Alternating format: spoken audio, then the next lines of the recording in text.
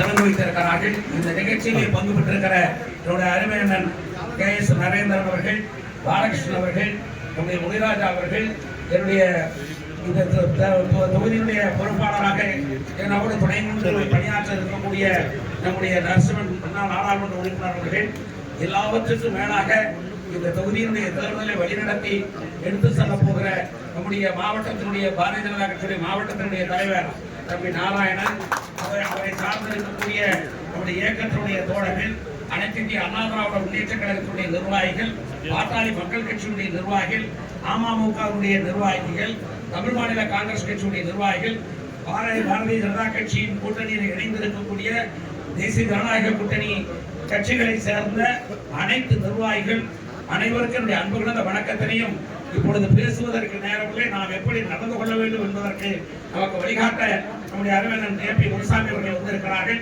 அவருடைய வழிகாட்டுதலின்படி நாம் இந்த தேர்தலை வழிநடத்தி மிகச் சிறப்பான வெற்றியை, இன்னும் சொல்ல போனால் கிருஷ்ணகிரி மாவட்டத்திலேயே நம்முடைய அண்ணன் KP முனுசாமி அவர்கள் இருக்கிற தொகுதியையும் சேர்த்து நான் சொல்கிறேன், இந்த கிருஷ்ணகிரி மாவட்டத்திலேயே தனி சட்டப்பேரவை தொகுதியிலே மிக அதிகப்படியான வாக்குகளிலே நம்முடைய தாமரை சின்னம் வெற்றி பெற்று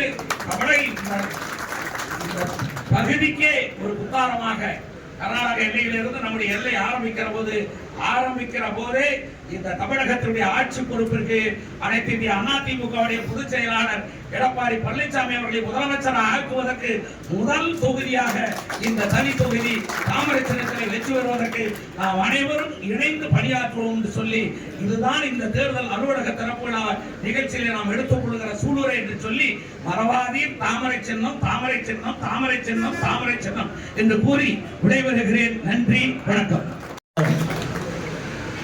ஒரு ஜனநாயக முறைப்படி தேர்தல் நடந்தாலும் தனி தொகுதியில் ஜனநாயகத்தின் அடிப்படையில் வெற்றி கிட்டாமல் சந்தர்ப்பங்களும் சூழ்நிலைகளும், அதே நேரத்தில் ஆள் பலமும் பணபலமும் வைத்துக் கொண்டு ஒவ்வொரு முறையும் வெற்றி பெறக்கூடிய தொகுதியாக இந்த தொகுதி இருக்கிறது. இதை மாற்றி ஜனநாயக தேர்தல் திருவிழாவிலே தனி சட்டமன்ற தொகுதி ஜனநாயக முறைப்படி தேர்தல் நடைபெற்று ஜனநாயகத்தின் அடிப்படையில் மக்கள் வாக்களித்து உண்மையான வெற்றியை பாரதிய ஜனதா கட்சியுடைய வேட்பாளர் நாகேஷ் வெற்றி பெற்றார் என்ற நிலையிலே நம்முடைய பணி இருக்க வேண்டும். அதற்கு நாம் எப்படி தயார்படுத்திக் கொள்ள வேண்டும் என்று சொன்னால், இருக்கின்ற ஒவ்வொரு வாக்குச்சாவடியிலேயும் வேட்பாளர் அறிமுக கூட்டம், சுற்றுப்பயணம் என்று சென்று கொண்டிருக்கிறார்.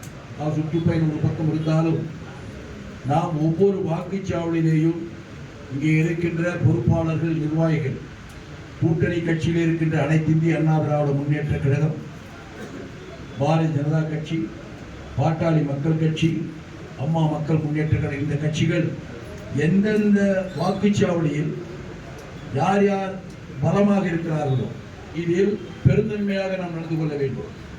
நாம் வெற்றி பெற வேண்டும் என்று சொன்னால், ஒரு வாக்குச்சாவடியில் அனைத்து இந்திய அண்ணா திராவிட முன்னேற்ற கழகம் பலமாக இருக்கிறது என்று சொன்னால், அவர்களோடு இணைந்து செயல்படக்கூடிய அளவிலே மனதை பக்குவப்படுத்திக் கொண்டு பாரதிய ஜனதா கட்சி பக்கம் நிற்க வேண்டும். அதே போல பாட்டாளி மக்கள் கட்சியும் பக்கம் நிற்க வேண்டும். அப்படி இருக்கின்ற பொழுது ஒருவரை ஒருவர் நீங்கள் புரிந்து கொள்ள வேண்டும். அந்த வாக்குச்சாவடியில் நம்முடைய எதிரியுடைய பலம் என்ன, நம்முடைய எதிரியுடைய பலவீனம் என்ன, இதுவரையில் நடைபெற்ற அந்த வாக்குச்சாவடியில் பழைய வரலாறு எடுத்து பார்க்கின்ற பொழுது உண்மையான தேர்தல் அங்கு நடைபெற்றதா, அல்லது அங்கே ரவுடிசம் செய்து உண்மையான வாக்குகள் அளிக்க முடியாமல் அவர்களே வாக்குச்சாவடியை கைப்பற்றி வாக்கு போட்டிருக்கிறார்களா, இதை நாம் நன்கு ஆய்வு செய்து கொள்ள வேண்டும். அப்படி ஆய்வு செய்கின்ற பொழுது அந்த வாக்குச்சாவடியில் ஜனநாயக முறைப்படி தேர்தல் நடந்திருந்தால் நிச்சயமாக அந்த வாக்குச்சாவடியில் இப்பொழுது இருக்கிற சூழ்நிலையில் 3/2 பங்கு நம்முடைய கூட்டணிக்கு கிடைக்கும். அது உறுதி. 1 பங்கு தான் நம்ம எதிர்த்து நிற்கின்ற கம்யூனிஸ்டுக்கு கிடைக்கும். அதே போல வேறு ஒரு வாக்குச்சாவடியில் அராஜகத்தின் அடிப்படையிலோ பணபலமோ ஆள்பலமோ வைத்துக் கொண்டு அதில் வாக்கு வித்தியாசம் கூடுதலாக இருக்கிறது என்று சொன்னால் அங்கே யார் பலமாக இருக்கிறார்கள்? பாரதிய ஜனதா கட்சி பலமாக இருக்கிறதா? அவரை தலைமையேற்றுக் கொள்ளுங்கள். அவரோடு அனைத்து இந்திய அண்ணா திராவிட முன்னேற்ற கழகத்துடைய நிர்வாகிகள் தொண்டர்களும் இணைந்து கொள்ளுங்கள். அதோடு மட்டுமல்ல, அந்த வாக்குச்சாவடியில் உள்ள பிரச்சனைகளை இங்கே தேர்தல் பொறுப்பாளர்களாக இருக்கின்ற தலைவரிடத்தில் எடுத்துச் சொல்லுங்கள். இங்கே தேர்தல் நேரத்தில் நாம் என்னதான் போராடினாலும் ஆள்பலத்தோடு வந்து வாக்குச்சாவடியை கைப்பற்றுகிறார்கள், எங்களால் எதிர்க்க முடியவில்லை. அதற்கு மாற்று ஏற்பாடு நாம் செய்வோம். இப்படி ஆள்பலத்தை வைத்துக் கொண்டு வாக்குச்சாவடிகளை கைப்பற்றுவதை நாம் தடுத்து நிறுத்தினாலே போதும், மக்கள் நமக்கு வாக்களிப்பதற்கு தயாராக இருக்கிறார்கள். இன்னொன்று, இப்பொழுது நீண்ட காலமாக நம்முடைய தொகுதியில் உள்ள பிரச்சனை என்ன என்று சொன்னால், அது அண்ணா திராவிட முன்னேற்ற கழகமானாலும் சரி, மற்ற கட்சிகளானாலும் சரி, பிரச்சனைகள் வருகின்ற பொழுது ஒரு கிராமத்தில் ஒரு கட்சி நிர்வாகிக்கோ ஒரு தொண்டனுக்கோ பிரச்சனை வருகின்ற பொழுது அந்த பிரச்சனையை எதிர்கொண்டு காவல் நிலையத்திலேயோ அல்லது வருவாய் மாவட்ட ஆட்சித்தலைவரிடத்திலேயோ அல்லது வருவாய் அதிகாரிகளிடத்திலேயோ எடுத்து சொல்லி அவர்கள் பிரச்சனையை முடிப்பதற்குரிய ஒரு வலுவான நபர் இல்லாத காரணத்தினால்தான் நாம் தடுமாற்றத்தில் இருந்து கொண்டிருக்கிறோம். இனி அப்படி இருக்கக்கூடாது. நாம் ஒன்று சேர்ந்து ஒருமுகத்தோடு இந்த தேர்தலை சந்திக்க வேண்டும். வாக்குச்சாவடியுடைய நிலைகளை நாம் புரிந்து கொள்வோம் என்று சொன்னால் நிச்சயமாக வெற்றி பெறுவோம். கடந்து முடிந்த நாடாளுமன்றத்தினுடைய வாக்கு விகிதாச்சாரத்தை கூட்டினாலே போதும், மிகப்பெரிய வெற்றி நமக்கு கிடைக்கும். அதோடு மட்டுமல்லாமல் இந்த தேர்தலில் ஆளுகின்ற கட்சி மக்கள் செல்வாக்கு இழந்துவிட்டது. மக்கள் செல்வாக்கு இழந்த காரணத்தினால் ஏற்றுக்கொள்ளாத மக்கள் மாற்றி வாக்களிப்பதற்கு நம்மை தான் தேர்ந்தெடுத்திருக்கிறார்கள். தேசிய ஜனநாயக கூட்டணியில் அங்க வைத்திருக்கின்ற இந்த இயக்கத்தை தான் தேர்ந்தெடுத்திருக்கிறார்கள். ஏதோ நடிகர்கள் வரலாம், அவர்கள் ஒரு மாயத்தோற்றம், அவ்வளவுதான். இந்த தேர்தலோடு அவர்கள் எந்த அளவிற்கு செல்கிறார் என்பதை இந்த தேர்தலிலே வாக்களிக்கின்ற நேரத்திலே தெரிந்துவிடும். எனவே தயவு செய்து ஒவ்வொரு வாக்குச்சாவடியிலேயும் நேரடியாக களத்தில் இறங்கி நம்முடைய தலைவர்களும் சென்று அந்த களத்திலே இன்னும் 10 நாள் இருக்கு, அந்த 10 நாட்களுக்குள்ளாக அந்த வாக்குச்சாவடியை பலப்படுத்துங்கள். அந்த வாக்குச்சாவடியில் அமர்கின்ற ஏஜென்ட்களை பலப்படுத்துங்கள். அவர்களுக்கு ஒரு தைரியத்தை ஊட்டுங்கள். எந்த பிரச்சனை வந்தாலும் வாக்குச்சாவடி முடிகின்ற வரையில் உள்ளே உட்கார வேண்டும். பிரச்சனை வந்தால் உடனே எங்களிடத்திலே செய்தி அனுப்புங்கள், அங்கே சென்று வந்து விடுவோம். இதை தடுத்தாவே போதும், நாம் வெற்றி உறுதி.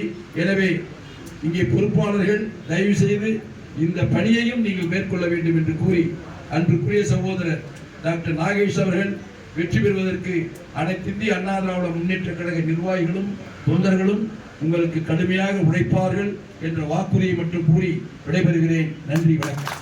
கிருஷ்ணகிரி மேற்கு மாவட்டம் தளி சட்டமன்ற தொகுதி என்டிஏ கூட்டணியின் தேர்தல் அலுவலகம் திறப்பு விழாவிற்கு வந்து இந்த அலுவலகத்தை திறந்து வைத்த நம் அஇஅதிமுக மாநில துணை பொதுச் செயலாளர் அண்ணன் KP முனுசாமி அவர்களுக்கு நன்றிகளை தெரிவித்துக் கொள்கின்றேன்.